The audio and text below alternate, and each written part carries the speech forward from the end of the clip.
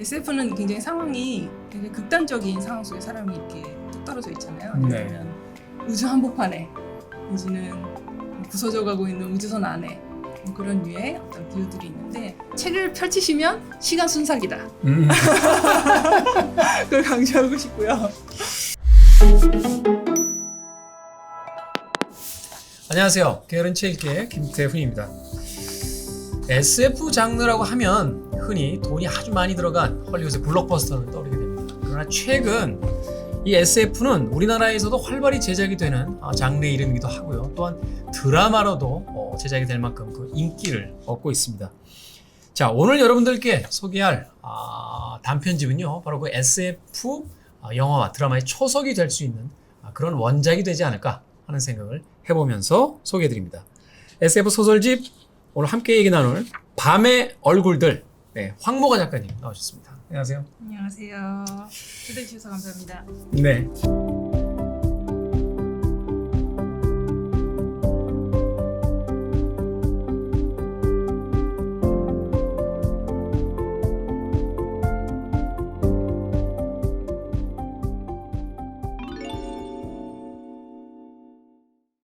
아니, 황모 작가님과는 제가 초면인데, 네. 오늘 오신다고 해서 굉장히 반가웠던 게 뭐냐면, 제가 얼마 전에 MBC에서 하는 영화 프로그램인데, 거기서 SF8이라는 옴니버스 그 영화 소개를 했었어요. 그때 세 작품 중에 하나로 제가 소개했던 게, 증강콩깍지라고 하는 작가님의 이제 원작을 영화한 작품이었는데, 네. 아마도 첫 번째 그 영화된 원작이셨죠? 네. 기분이 어떠셨어요? 사실 연락 받았을 때는 이게 꿈인가 생신가 아직 책을 내기 전에 신인 작가이기 때문에 저한테 연락이 왔다는 게 사실 좀 놀랍기도 했고요. 그리고 또 유이님하고 최시연님, 네. 유명한 네임들 당대 최고의 미남미녀 네. 배우가 주인공으로 이게 웬일인가 하면서 놀라고 있었습니다. 그 당대 최고의 미남미녀를 캐스팅한 것이 사실 영화 내용을 보면 그 역설적인 어떤 그 아이러니한 상황들을 이제 보여주기 위함인데 네. 그 이야기는 제가 좀 자제하면서 영화를 네. 통해 또 만나보시라고 이야기를 드리겠고, 자, 여기서 첫 번째 질문을 좀 드려볼게요. SF라는 장르를 선택하신 이유가 있습니까? 저는 되게 오랫동안 한국 소설 굉장히 좋아한 한국 소설 팬이었고요. 그 장강명 작가님이 이렇게 소개하신 네. 한국 소설이 좋아서라는 이 무크집이 있는데요. 그 무크집 안에 이제 여러 한국 소설들을 이렇게 소개해준 리뷰집이었거든요.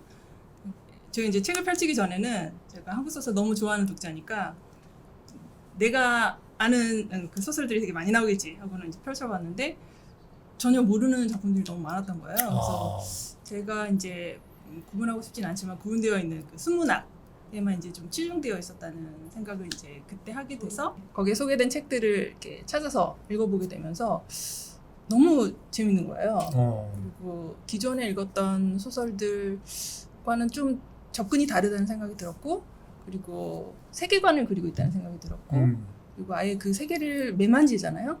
그게 이제 굉장히 매력적이어서 나도 좀 한번 이렇게, 그러니까 예전에는 소설가가 된다는 걸 이제 생각을 못했었어요. 너무 뭐랄까 거대한 존재처럼. 네, 소설가는 그래 보였거든요. 이제 그 장르 문학이라고 불리는 것들이 플롯 중심이고 아이디어 중심이고 내러티브 중심이다 보니 나도 조금 연구해서 해보면 괜찮지 않을까 하는 감히 그런 생각을 가지고 좀 도전해보게 됐습니다. 네. 이야기 중에 잠깐 그 소개를 해주셨습니다만, 작가님의 이제 이력 중에 특이한 점이 일본에서 15년간 거주를 하면서 생활을 하셨고요. 네. 만화 공부를 하러 가셨다는 네. 이야기를 들었어요. 자, 만화 공부를 하시다가 소설가로 변신한 어떤 네. 계기 같은 건 있으셨습니까? 그 만화는 사실 이제 전공을 하진 않았고 이제 무턱대고 그 만화에 한번 도전해보겠다. 이제 출판 만화에 도전해보고 싶다. 왜냐면 웹툰은 이제 또 연출이 다르고 그러다 보니 그 이렇게 책 넘기는 방식의 만화를 계속 하고 싶었는데 아무래도 출판 규모 자체가 한국보다는 이제 일본이 굉장히 훨씬 크죠? 스케일이 훨씬 크니까 네. 뭔가 기회가 있지 않을까 하는 그냥 굉장히 막연하게 무식하면 용감하다는 시장이 크니까 뭐 어느 뭔가, 국내에서든 네. 기회가 좀 있을 수 있을 것 뭔가 같다. 있지 않을까. 왜냐면 그때만 해도 한국에 이제 만화 잡지들이 거의 다 이렇게 폐간되기도 하고 그래서 이제 길이 국내선 좀 안 보였다고 판단했거든요. 그래서 이제 건너가게 됐는데 결론적으로 말하면 망했어요. 제가 여러 가지 판단 미스를 했다는 게 네. 가서 이제 알게 됐는데요. 정말 쫄딱 망했고요. 그림 그리시다가 네, 그 이제 미끄러지고 이제 계속 반복되다 보니까 8년이 훅 지나가고 이게 바로 그 이번 생은 망했구나 이런 얘기가 나오는. 네. 그럼에도 불구하고 이제 경험했습니다. 그걸 계기로 해서 여러 네. 가지 어떤 새로운 감각들.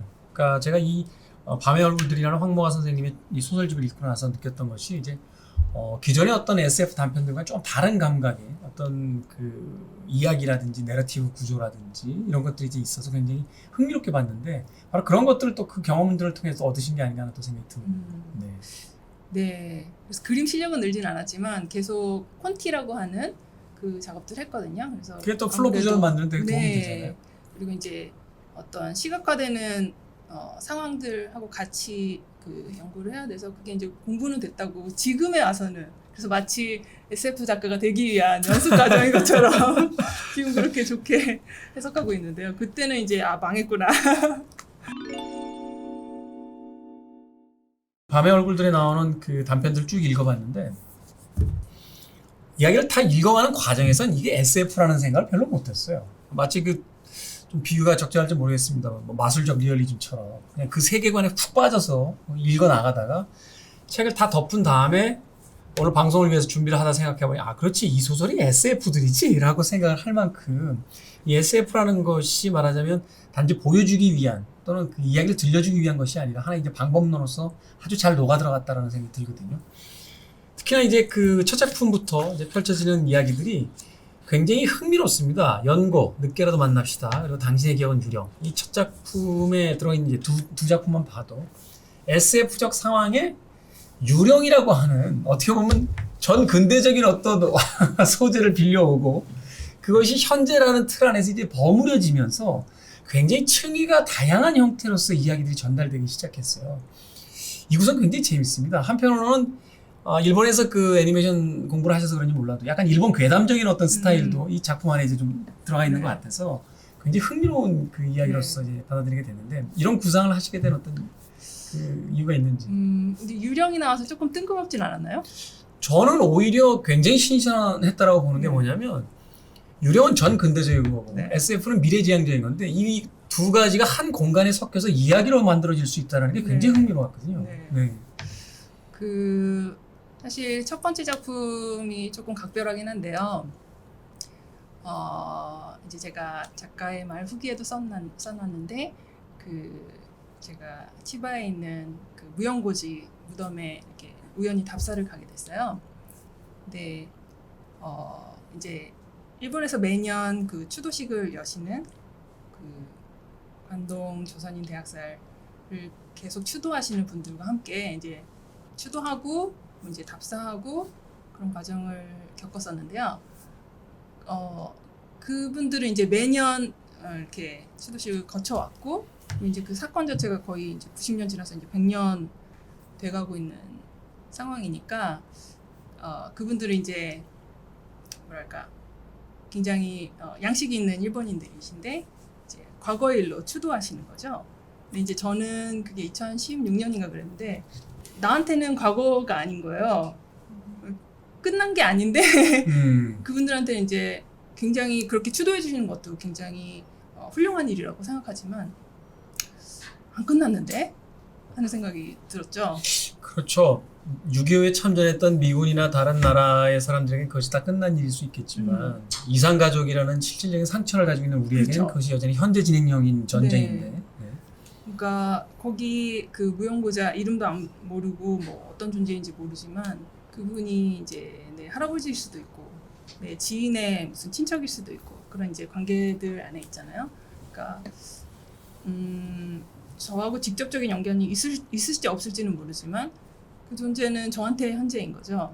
그러니까 사실 유령이라고 불리면 이제 일단 죽었고 떠났고 사람들 사회 안에 없고 이제 유령이라고 불리면 일단 괴담 내지는 이제 비과학의 영역으로 가는 건데 저는 그 순간에는 아직 현재 진행형이다 하는 생각이 좀 들었거든요. 그리고 솔직히 말하면 좀 깊은 빡침 그러네요. 네. 어. 좀 화가 났고 근데 사실은 저도 이제 그 좀 부끄러운 건 이제 90년이 지나서 우연히 들른 거잖아요. 그리고 네. 가서 그 행사에 참여하다 보면 이제 한국 사람이 혼자인 거예요. 한국에서 건너온 사람이. 그래서 어떤 제일 동포들은 이렇게 혼내기도 하세요. 한국 사람들 너무 관심이 없다고. 그래서 약간 유령 얘기하고 조금 이어질지 모르겠지만 일종의 피해 당사자 내지는 현재 진행형 그런 차원에서 조금 엮어보고 싶었어요. 이 소설에서 이제 구성이 굉장히 흥미로웠던 것은 뭐냐면 말하자면 아버지의 아버지 같은 그 할아버지의 유령과 이제 한참 새로운 삶을 이제 살아가야 되는 그 젊은 여성. 근데 그 젊은 여성이 바로 그 과거를 이제 추적하는 과정 자체. 그리고 그 둘이 이제 같이 대화를 나누는 장면 같은 것들이 굉장히 흥미로웠어요. 말하자면 역사라는 것은 박제되어 있고 그냥 그 활자화돼서 어디 이렇게 갇혀 있는 게 아니라 영혼의 형태로서 불러내서 우리와 현재 지금 대화를 나누고 그들의 이야기를 들어줘야 된다는 것처럼 그 이해가 됐었거든요. 그 캐릭터를 이렇게 그 할아버지와 어떤 젊은 그 여성 이런 식으로 좀 나눠놨던 특별한 또 이유가 있으신지? 처음에는 일단 그 호일이라는 주인공을 과거의 사람으로만 느껴지지 않도록 일단 그냥 우리 동네에 있는 사람 조금 특이한 상황인데 묘지 근처에 살고 있는 묘지지기처럼 살고 있는 걸로 묘사했지만 아무튼 있을 수 있겠다. 그리고 연령을 조금 불특정해서 그리긴 했지만 실은 그냥 젊은 사람일 수도 있는 상태로 묘사를 했거든요. 그래서 우선은 그냥 내 친구 얘기일 수도 있고 지나가다 본 사람일 수도 있고 그렇게 느낄 수 있도록 구성을 했고요. 그리고 가능하면 이제 인물들 중에 여성들을 많이 그려보고 싶었어요. 그래서 사실 밤에 묘지를 찾아다니는 여성이기 때문에 굉장히 대담해야 되는 그리고 이제 실은 그냥 무서운 것뿐만 아니라 문제 해결을 굉장히 해야 되는 상황에 있을 테지만 어떤 그런 활동하는 여성 캐릭터를 그림으로써 좀 더 활력 있는 여성 캐릭터들도 그려보고 싶었고요. 그래서 좀 젊고 지금 내 친구일 수도 있을 것 같고 그리고 뭐 그리고 있는 저 자신일 수도 있을 것 같은 그런 캐릭터들. 최근에 페미니즘 이슈하고 잘 맞물려 있어서 그런지 모르겠습니다만 독자 입장에서 어떻게 자의적 해석을 좀 해본다라면 그런 느낌이었어요. 그러니까 남성 중심의 과거사, 과거의 역사를 현재에 와서 어떤 젊은 세대, 그것도 지금의 어떤 변화를 상징하는 여성이 그 추적해가는 과정을 통해서 역사와의 화해일 수도 있고 혹은 왜곡된 역사에 대한 새로운 어떤 진실에 대한 추적일 수도 있는 이런 어떤 그 느낌이 다가와서 사실은 이 구조 자체가 굉장히 흥미롭다라는 생각을 했거든요. 네. 단지 이것을 뭐 할아버지를 쫓는 어떤 손자라든지 남자와 남자의 어떤 구조로서 만들어졌다라면 그런 느낌이 별로 없었을 것 같은데 사실은 그 구시대를 상징하는 어떤 나이 든 남자의 유령과 그리고 지금의 어떤 새로운 변화를 의미하는 젊은 여성의 어떤 그 대화 같은 것들이 지금의 시기와도 굉장히 잘 맞아떨어졌다는 생각을 했는데 그런 느낌 혹시 작가로서도 받으셨는지요? 그렇게 느껴지셨다면 감사합니다. 이 소설에 등장하는 이제 SF의 어떤 그 기술 같은 것들을 그 묘사하실 때 보면 굉장히 꼼꼼하게 그래서 사실은 읽어나가다 보면 진짜 이런 기술이 있나? 하고 생각이 될 정도로 그 논리성을 가지고 굉장히 그 긴 페이지에 달하게 이제 소개를 해놓으셨어요.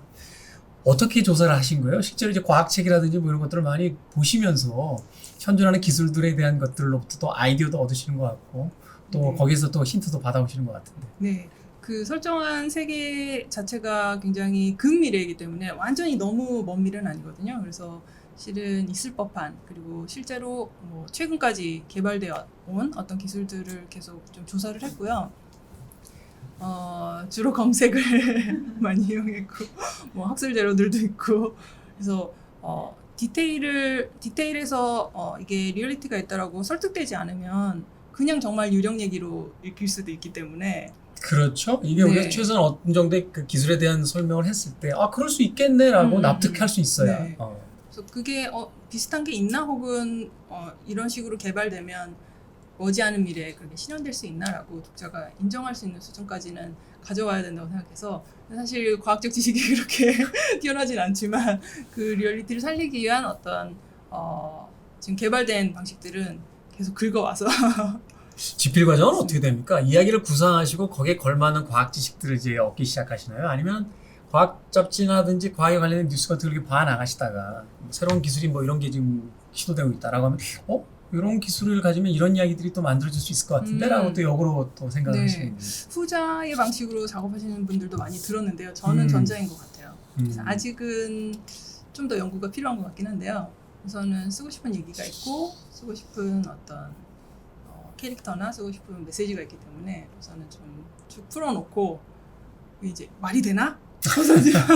찾아보고 그런 과정을 겪고 있습니다. 네. SF라고 하면은 뭐 하나의 뭉뚱그려진 전체 카테고리로서 이제 생각하는 분들도 많겠습니다만 작가님의 작품은 사실 SF라는 장르 안에서도 또 독특한 위치에 가 있는 것 같아요. 말하자면 이제 기술이라든지 미래상을 보여주는 데 집중하는 것이 아니라 결국 인간의 가장 내면의 어떤 정서 그리고 우리가 삶을 살면서 가장 지키거나 잊지 말아야 될 어떤 가치에 대한 것들을 이제 부각시키기 위해서 이제 SF적 요소들을 가져오시게 됐는데 소설 속에서 주로 담아내려고 했던 어떤 정서라든지 이야기가 있다면 작가의 입을 빌어서 다시 한번 좀 설명해 주십시오. 네, 여러 테마들이 있는데 실은 제가 지금 하고 있는 특히 이번 소설집에서 얘기하고 싶었던 건 굉장히 좀 윤리적인 그리고 또 굉장히 강한 메시지를 담았다는 생각이 들어요. 스스로도. 그래서 지금 시대 정신하고 맞나 하는 생각도 조금 들긴 하지만 평소에 하고 싶었던 얘기는 실은 뭐 어떤 과학적 지식 자체를 이렇게 보여준다기보다는 그냥 우리가 그냥 소설이라고 말하는 그 주제의식에 좀 더 가까운 것 같은데요. 사람의 좀 고독이나 빈곤이나 내지는 여러 문제들, 사회적인 문제들, 관계에서의 문제들 것들을 조금 새롭게 접근해서 보여주는 거 그게 제 어떤 메시지이기도 하고요.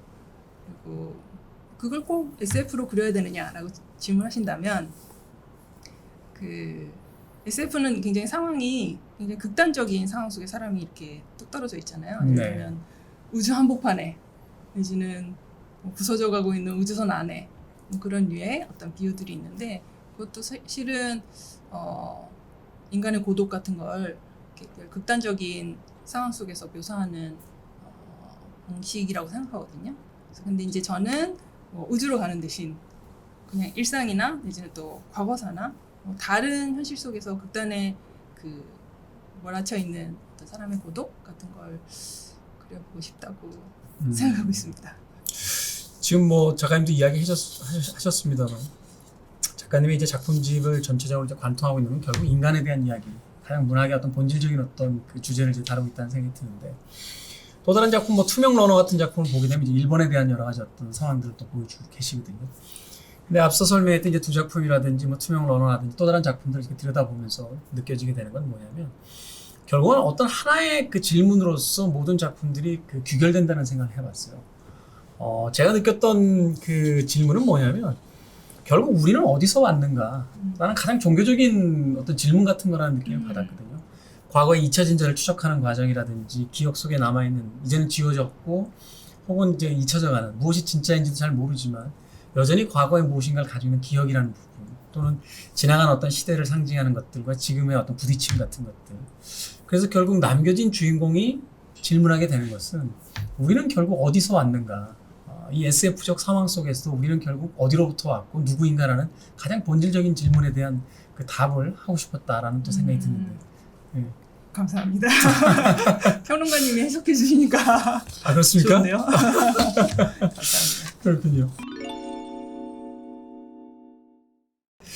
이제 정리하는 의미로서 이제 다음 계획이라든지 좀 생각하고 계신 어떤 소재들 이런 것들에 대해서 좀 여쭤보겠습니다. 이제 첫 단편집이 이제 나왔는데 장편은 언제 나옵니까? 네. 사실 이제 데뷔를 막 했고 올해 초에 그 시상식이 있어서 1월에 데뷔를 한 셈이고 정말 운 좋게 영상화도 하나 되고 그리고 단행본도 나온 상황이어서요. 저는 신인치고는 굉장히 뭐 올 한 해 이루실 걸 다 이루셨는데요. 굉장한 행운을 얻었다고 생각하고 있고요.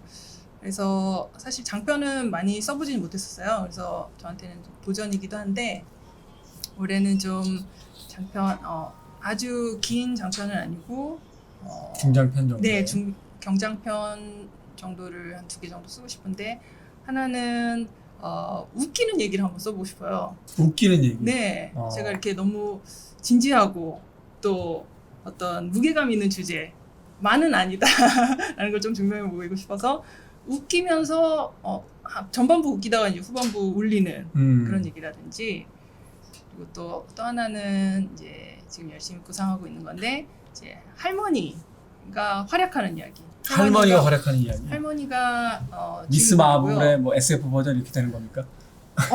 네, 비슷해요. 실은 그 뭐지? 제목 까먹었다. 피쉬. 네? 피쉬. 피쉬? 영화? 뮤지컬 네, 영화 뮤지컬도 하고 무슨 피쉬지? 팀 버튼 감독의 네네네. 빅피쉬. 빅피쉬 맞아요. 빅피쉬가 만약에 여자 버전이면 어떨까 하는 생각을 해봤어요. 뻥쟁이 여자 이야기. 네. 근데 이제 여자가 그런 식으로 모험을 하려면 이제 너무 제약들이 많아서 많을 테니까. 네, 그 제약들을 어떻게 처리하면 좋을까 하는 생각을 하면서 여자 버전 빅피쉬를 써보자. 이제 저의 약간 야심인데요. 그런 것들을 지금 구상하고 쓰고 있습니다. 사실 생각해보면 우리 정서에는 그래도 잘 맞을 수도 있겠다는 생각이 드네요. 그 빅피쉬는 이제 서양을 무대로 했으니까 그 뻥쟁이 아버지가 이제 했던 젊은 날의 이야기를 그 아들이 이제 추적해가는 과정 속에서 알게 되는 새로운 진실에 대한 것, 뭐 이런 건데 네.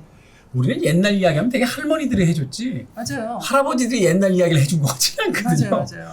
그러면서 본다라면 전통적인 우리 어떤 정서 속에서의 스토리텔러들은 여자였던 경우들이 훨씬 더 많은데 맞아요. 그렇게 본다라면 빅피쉬의 여성 버전 네. 충분히 흥미로울 만한 그런 네. 이야기가 아닐까 하는 또 생각이 듭니다. 네, 여기서 이제 기대감만 높여놓고 자, 이 책을 이제 처음 만나게 될 독자분들에게 작가로서의 인사말을 좀 마지막으로 남겨주십시오. 네, 사실 조금 처음에 책을 봤을 때 약간 무거울 수 있겠다는 생각이 들었거든요. 실은 이제 담고 있는 내용이 뭐 과거사 내지는 뭐 역사 죽음, 그리고 소멸, 네, 기억. 네. 뭐 빈곤, 뭐 간병, 뭐 이런 요소들 이제 나오고는 있는데 실은 저는 조금 잘 읽혔으면 좋겠다. 그리고 쉽게 읽혔으면 좋겠다는 생각이 있어서 실은 이제 가독성이 좋게 쓰고 싶었어요. 그래서 실은 좀 의외로 책을 펼쳐보면 그렇게 무겁지는 않지 않을까. 주제의 무거움은 있을지 몰라도 읽기에 경쾌함이 있어서 네, 사실은 감사합니다. 책을 덮고 나서 그 주제가 이제 하고 오지 읽을 때는 사실 그렇게 무겁게 발걸음이 느려지지는 않거든요. 네. 그래서 책을 펼치시면 시간 순삭이다.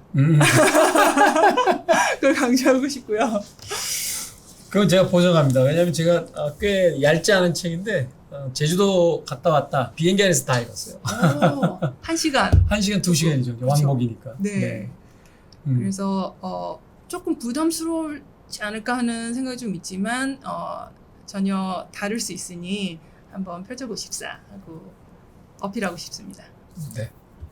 알겠습니다. 자, 대한민국의 이제 SF의 다음 단계를 준비하고 계신 황모가 작가님과 함께 오늘 밤의 얼굴들 첫 단편집을 가지고 이야기를 나눠봤습니다. 앞으로도 좀 더 우리가 놓치고 있지만 반드시 알아야 될 이야기들 또 생각해봐야 될 이야기들을 새로운 형식과 이렇게 신선한 틀을 통해서 또 많이 써주시길 또 부탁을 드리겠습니다. 나와주셔서 너무 감사합니다. 감사합니다. 저는 2부에 가 있겠습니다.